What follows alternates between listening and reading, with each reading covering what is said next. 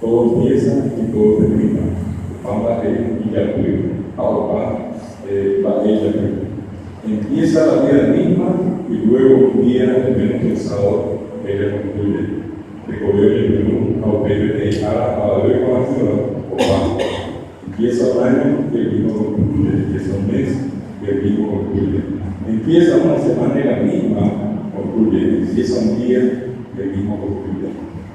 Lo ideal es que siempre estemos bien, felices y en paz cada ciclo que hemos iniciado. Y como lleva el año con la cuidado con la mente, a cuidar con la cuidado, ni a lo a en el lugar. No te aferres a nada porque nada te pertenece. Cuando algo debe de ir o te quiere dejar, déjalo partir, después no te lo hagas. Próximo un poquitito, si te en español, no creas que el tener es la meta de todos.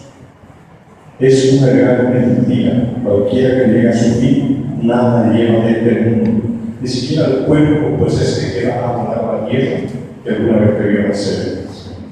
Si pones el esfuerzo necesario, aunque al final no lo logres, quedará en tu interior una gran sensación de paz.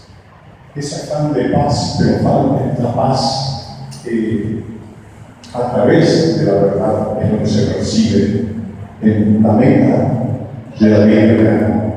Es decir, aquí tenemos enfrente a un hombre sabio. Por eso es un honor, por lo menos, decir estas cosas de torno.